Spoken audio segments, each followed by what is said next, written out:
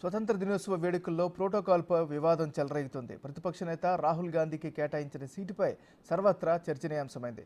Protocol ప్రకారం లోక్సభలో ప్రతిపక్ష నేతకు కేబినెట్ మంత్రులతో సమానంగా ముందు వరుస సీటు కేటాయిస్తారు. కానీ వేడుకల్లో రాహుల్ గాంధీకి 5వ వరుసలో సీటు కేటాయించడంపై సోషల్ మీడియాలో విమర్శలు వెల్లువెత్తుతున్నాయి. కాంగ్రెస్ పార్టీ నేతలు కేంద్ర ప్రభుత్వంపై తీవ్ర విమర్శలు గుప్పిస్తున్నారు. రాహుల్ 5వ వరుసలో కూర్చున్న దృశ్యాలు సోషల్ మీడియాలో తెగ వైరల్ అవుతున్నాయి.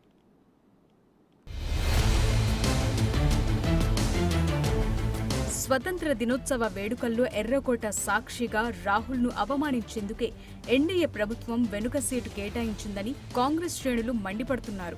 స్వతంత్ర దినోత్సవ కార్యక్రమాన్ని నిర్వహించడం, సీటింగ్ ప్లాన్లను రూపొందించడం రక్షణ మంత్రిత్వ శాఖ బాధ్యత. దీంతో రక్షణ శాఖ మంత్రి రాజ్నాథ్ సింగ్ ను ఉద్దేశించి కాంగ్రెస్ నాయకులు విమర్శలు ఎక్కుపెడుతున్నారు.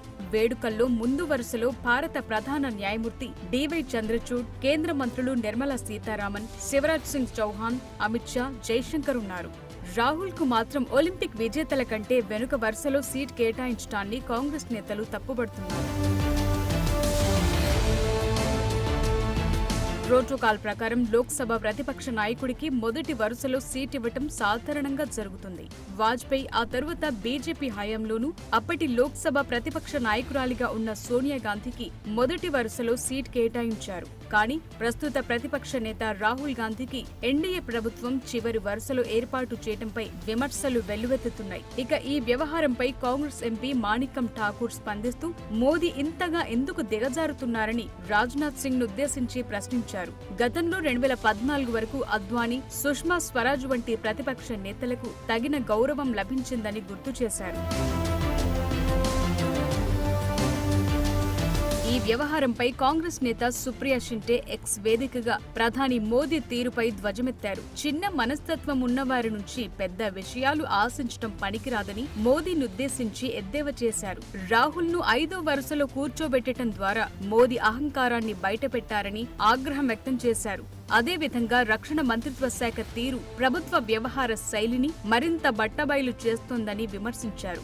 రాహుల్ గాంధీ 5వ వరుసలో కూర్చున్నా 50వ వరుసలో కూర్చున్న ప్రజా నాయకుడిగానే ఉంటారని అన్నారామె. आज स्वतंत्रता दिवस समारोह पर नेता प्रतिपक्ष राहुल गांधी को 5वीं लाइन में बिठाकर नरेंद्र मोदी आपने अपनी कुंठा तो दिखा दी, लेकिन इससे राहुल गांधी को कोई फर्क नहीं पड़ता है। कोई फर्क नहीं पड़ता है कि वो 5वीं रो में बैठे या 50वीं रो में बैठे, वो जननायक हैं और उसी शिद्दत से लोगों के मुद्दे उठाएंगे जैसे वो उठा रहे हैं। लेकिन ये दिखाता है कि आप और आपकी सरकार के मन में लोकतंत्र के लिए, लोकतांत्रिक परंपराओं के लिए, नेता प्रतिपक्ष के लिए तनिक भी इज्जत नहीं है.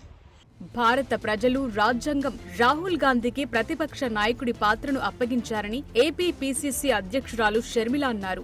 మీకు ఆమోదయోగ్యం కాకున్నా మీరు అంగీకరించాల్సిందేనని మోదీనుద్దేశించి ట్వీట్ చేశారు. ప్రతిపక్ష నాయకుణ్ణి అవమానించారని మండిపడ్డారు. చిల్లర రాజకీయాలను లెక్క చేయకుండా రాహుల్ ప్రజల పక్షాన పోరాడుతారని అన్నారామె. మరోవైపు రాహుల్ గాంధీకి మద్దతుగా రక్షణ శాఖకు ట్యాగ్ చేస్తూ నెటిజన్లు భారీ ఎత్తున పోస్టులు పెడుతున్నారు. అయితే ఒలింపిక్ పతక విజేతలకు ముందు వరుసలు కేటాయించడంతో రాహుల్ ను వెనక్కి మార్చాల్సి వచ్చిందని రక్షణ మంత్రిత్వ శాఖ వర్గాలు చెప్తున్నాయి.